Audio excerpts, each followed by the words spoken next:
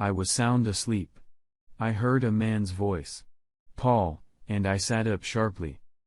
He had scared the hell out of me. I reached for the bedside table where my clock was. Paul, it's me, Dan. I'm sorry to wake you like this, but we have an emergency. Dan, who the fuck is Dan?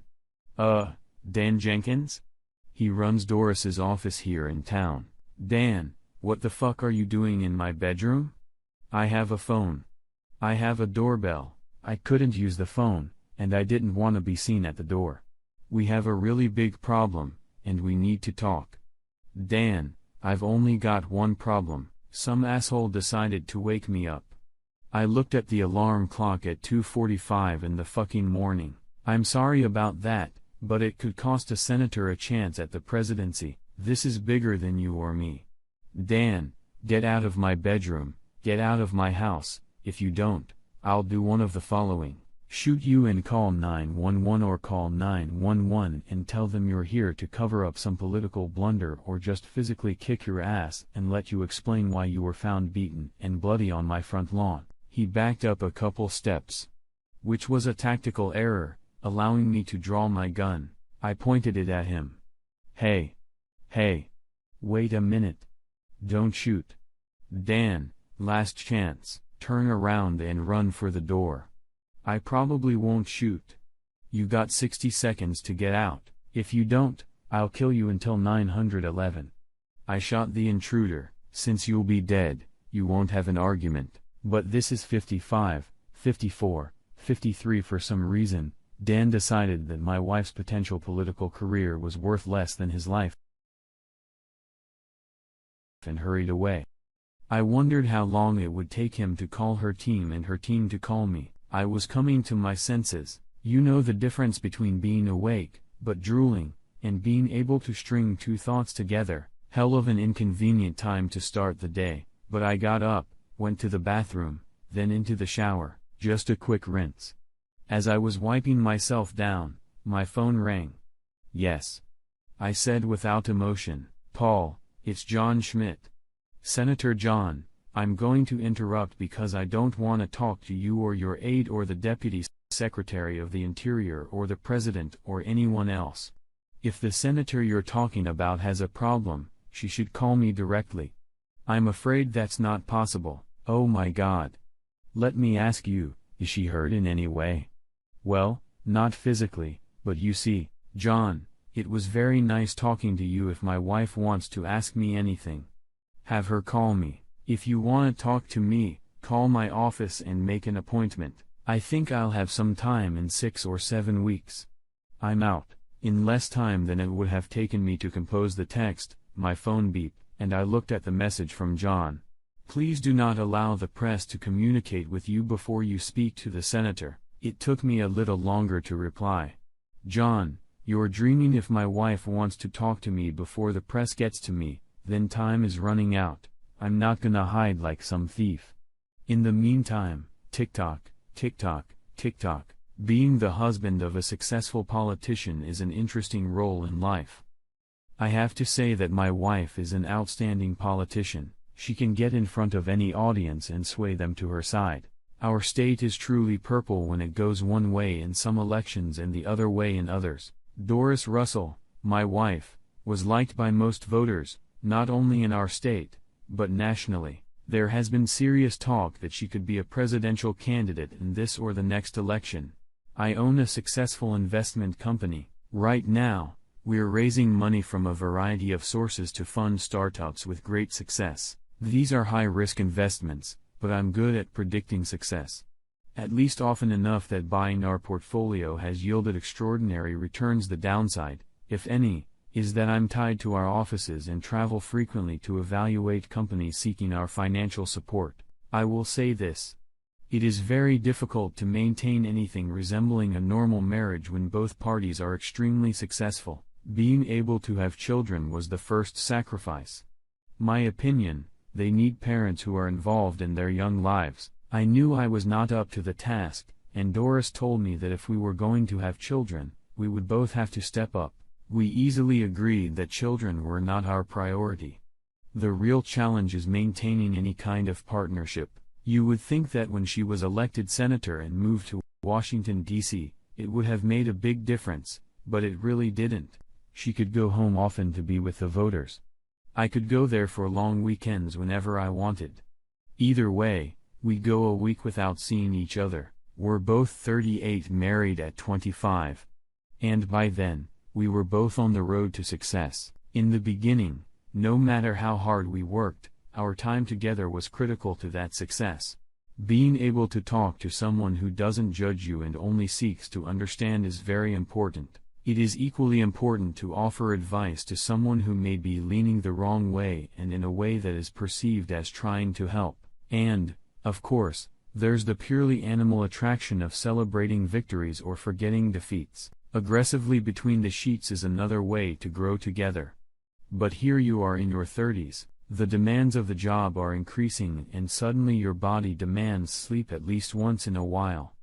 Something has to give, and slowly, but surely it turns out to be a partnership. Doris and I swore to each other that we wouldn't let that happen. As if we could stop the rain.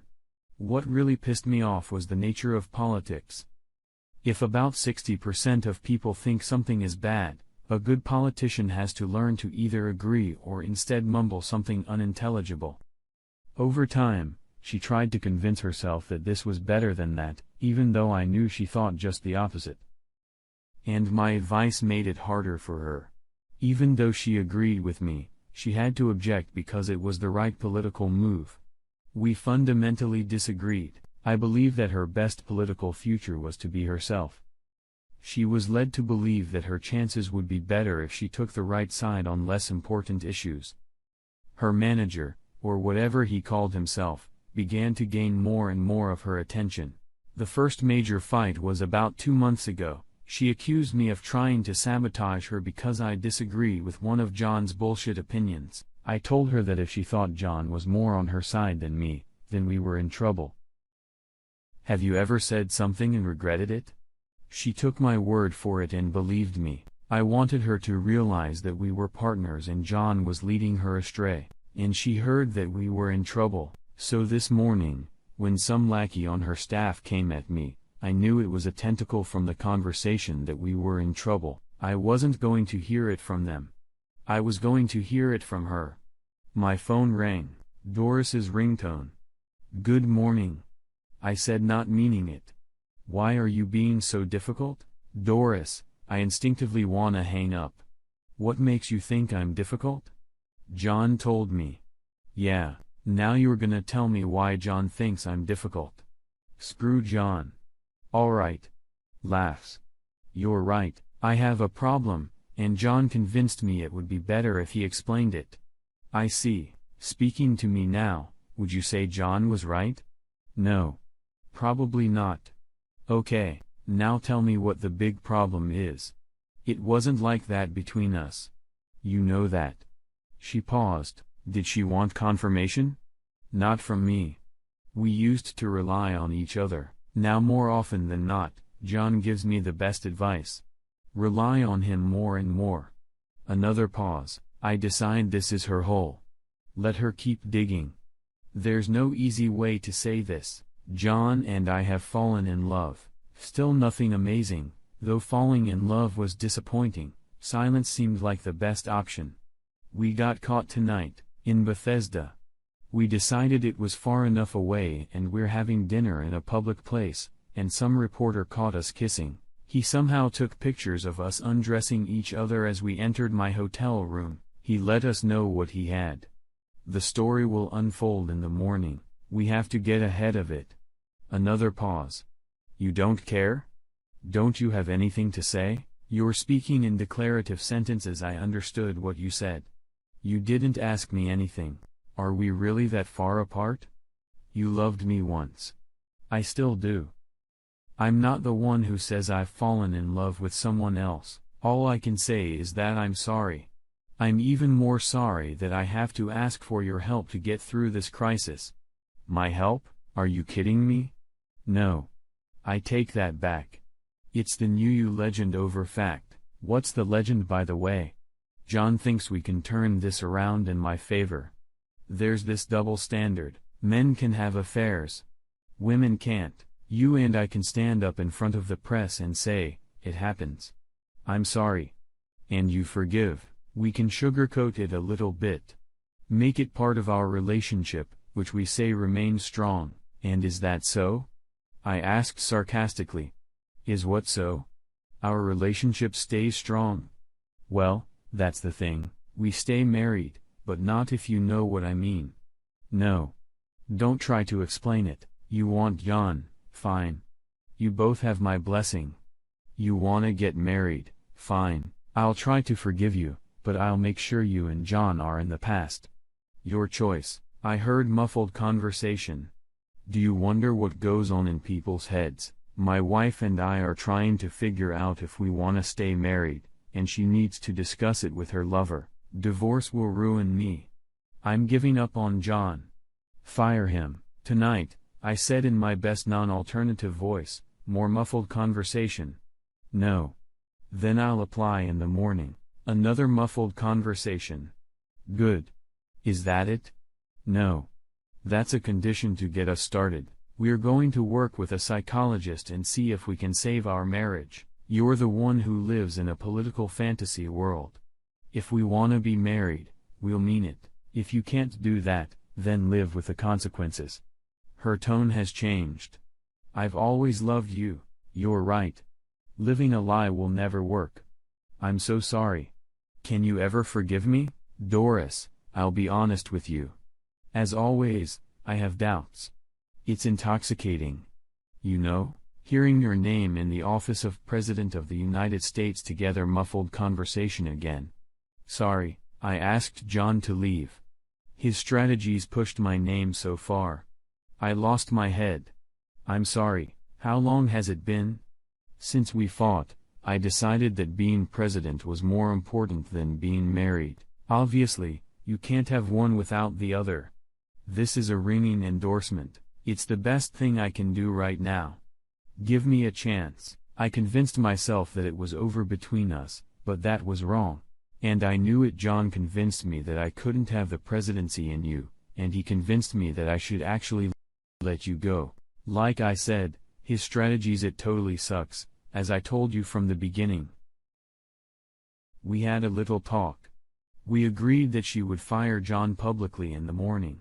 Well, morning for everyone else, it was still just under 4 in the morning. She would say they had made a mistake and her marriage was too important to her. She also said that she and I would address the press within the next week. All the morning newscasts ended with Doris and John groping other at the door of her hotel room. It was great political news. Within the next hour, it was announced that Senator Russell would make a public announcement at 9 a.m. Doris came out professionally dressed and said she would read a prepared statement and then take questions. I made a big mistake last night that I now regret. My campaign manager and I became too close, and we let it slip from our control. My political career is important. My marriage is more important. This morning, I fired my campaign manager. I also spoke with my husband, apologized deeply to him, and we agreed to do everything we can to restore our wonderful marriage. He and I will be appearing before you in the coming days. I'll take your questions. How long did the affair last? It wasn't an affair. It was a one-time mistake. Wi-Fi or John Schmidt? Even though the mistake was mine, John and I crossed a line. These things happen. I'm not proud of it, but I'm not alone. When you make a mistake, you have to prove you won't make a similar that meant John and I had to break up. So you don't trust yourself? Yes. I trust myself. At this point, my husband has legitimate reasons to doubt me. One way to prove to him that it was a mistake is to fire John. Mr. Schmidt, he's an extraordinary talent. He'll rise to the occasion. The questions kept coming. She was good at dealing with them. They became less and less harsh. It was clear she was gaining an audience. It was Wednesday morning. I had work to do. We had work to do. We decided that our public announcement would be made on Monday morning. I was pushing for Friday, but that's a bad day for the news cycle. You looked good in the morning interview. With a good follow-up interview, I think you'll be fine. I hope so. I've been working so hard. She replied. Find us a counselor in Washington, D.C. I'll be there as often as needed. Okay. I'll also work on our application. The application seemed more important to her than the counselor. Perhaps that was natural, since she was claiming what was probably the top prize in the world. Could I make my own? My question was more of a test than a sincere wish. I'd prefer it polished, if you don't mind. Will you do it yourself? With help. You know I'm surrounded by wordsmiths. When will you be in town? I've got a busy week. I don't think I can get until Monday morning. Why don't you schedule a press conference for noon? It'll give me time to prepare. My independent study went as well as I expected. Monday came quickly. I flew to Washington, D.C. on our company plane and arrived at 7 a.m. Doris's staff was already there to meet me. We quickly made our way to her apartment. At the door, we kissed. "Oh, I love you so much," she said. "I love you even more." I returned. "Here's your script. Let me know what you think." I read it through. I had to admit it sounded real, sincere enough, emotional enough, and with a real hope that we could live our lives as the loving couple we'd always been. My lines were to follow hers. Good afternoon. Today, I brought my husband, with whom we have been together for 13 years, to report on our progress since last week. I am happy to say that we have a strong marriage that can overcome my indiscretions. We will be seeing a counselor twice a week for a while until we find everything we need to do to repair our relationship. She talked about it at length some more. She explained her mistake and how remorseful she was. It was very impactful. After almost 10 minutes, she asked me to say a few words. Unfortunately, for our presentation today, I did a little homework on my own. I regularly use private investigators to make sure startups are what they claim to be. I arranged for discreet surveillance of a senator and her lover. She could fire him, but he remained her lover. He snuck into her apartment after midnight on Thursday, Friday morning. He never left, and I wondered where he was hiding while we worked on the presentation. I've always disliked political theater. When I said that, her eyes got big. This was not part of my script.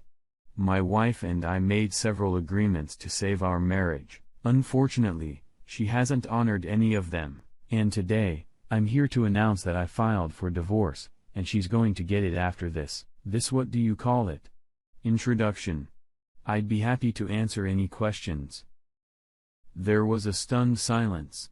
I have to hand it to her. She's unfazed. I can't believe this. It's a political dirty trick.